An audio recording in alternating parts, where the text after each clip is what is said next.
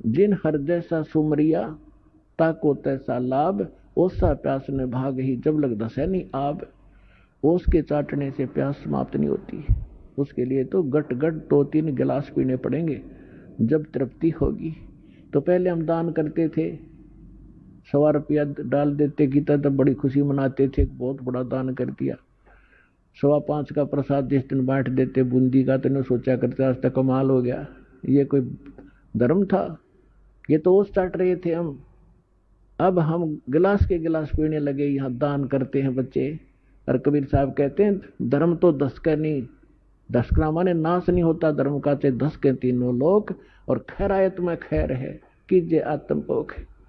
गुरु बिन माला फेरते, गुरु बिन देते दान, गुरु बिन दोनों निष्फल है, चाहे पूछो वेद पुराण। यानी कुपात्र को दिया हुआ दान भी व्यर्थ जाता है, सुपात्र को दिया हुआ दान 1000 गुना होकर आपको प्राप्त होता है, और आपके पुण्यों में भी वो काउंट लिखा जाता है। तो जो प्रसंग चल रहा है हम वहीं आते हैं कि जब तक ज्ञान संपूर्ण नहीं होगा तो आप इस भक्ति मार्ग पर चल नहीं सकते। तो परमात्मा ने दया बख्शी है, जैसे पूरी सृष्टि नाम लेवेगी। अब दीक्षा कैसे लेगी? अब सबके विचार आप देख लो। दास को बिटर एक्सपीरियंस है इस भक्ति मार्ग पर चलने का। शुरुआत की अपने घर से, कोई नहीं माने, सारे उल्टे पड़े, तू कहाँ से ये ज्ञान ले आया, तेरा दिमाग घूम गया, सारे एक तरफ उठ कर चले जा। फिर कोई रिश्तेदार आ जाए, उससे बताने लगूं, क्योंकि ज्ञान ऐसा है ना जाने कितना बता दूं। फिर नो कहने लगे भाई वो तो पागल हो लिया रामपाल, तो उड़ जाइयो ना, बैठ जा 2 घंटे उठने देता ना। तो कहने का भाव ये है कि आज आपके साथ, सबके साथ ऐसे ही बना है। प्रारंभ में किसी ने आपको ज्ञान सुना है तो आपके जची नहीं, आपको कोई सीडी दे गया है, आपने सीडी सुन ली लगातार। क्यों? सीडी एक ऐसा माध्यम है, आपने ले ली, या टीवी चल रहा है, ये चैनल से कोई सत्संग सुन रहा है, तो वहां श्रोता सुन सकता है, वाद विवाद नहीं कर सकता उसके साथ।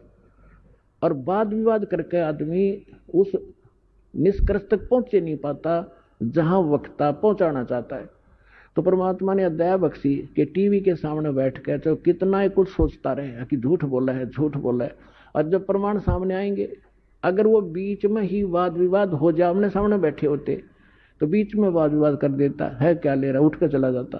फिर उसने उसमें देखते देखते देखते सारे प्रमाण मिल गए, तो जो उसके अंदर डाउट थे वो समाप्त हुए। तो इसमें टाइम बहुत लगे है, तो प्रत्येक एक भगत को यहां आने में इतना समय लगता ही लगता है। तो अब क्या होगा?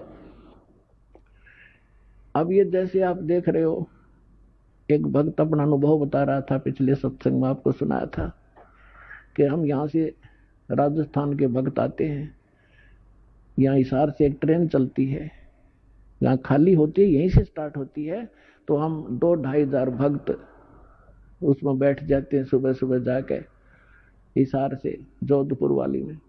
और कोई नित्यनेम कर रहा है, कोई मोबाइल से मंत्र सुन रहा है, कोई आरती अपना कोई और शब्द सुन रहा है, चर्चा मालिक की चल रही होती है। तो वहां जितने यात्री उसमें बैठे होंगे अन्य भी, उनके ऊपर भी परमात्मा की वाणी प्रभाव डालेगी।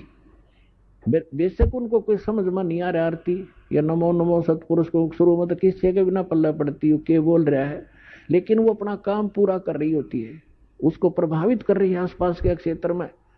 इवन चींटी, पक्षी, पशु, गांव घर के जो पशु हैं उन पर भी प्रभाव पड़ेगा। और इस वाणी के सुनते उनको शीघ्र ही, क्योंकि भगत के घर में पशु पक्षी जीव जंतु जो भी होंगे उनका भी उद्धार ही होगा। तो इस वाणी में इतनी शक्ति है, परमात्मा की वाणी के अंदर इतना अफेक्ट है कि इस आत्मा के बहुत से पाप ऐसे होते हैं जो ज्ञान यज्ञ से कटते हैं, और फिर उसके अंदर एक विशेष प्रेरणा बनती है भगवान की तरफ से। कैसा है नास्तिक को? अब नास्तिक कैसे है? जैसे ये आत्मा पाप कर्मों से मूर्छित पड़ी है। अब जैसे किसी को सर्प डस जाता था, अब उसको एक गारडू होता था, विष उतारने का वो मंत्र सिद्ध कर लेता था। ये आध्यात्मिक जो विज्ञान है ये सबसे उत्तम है। अभी तक आपने देखा होगा कोई झाड़े झूड़े ला दिन छोटा मोटा बुखार उतार देते हैं। तो ये इस तरह की क्रियाएं हैं, लेकिन ये भक्ति, ये तो एक अंश मात्र है।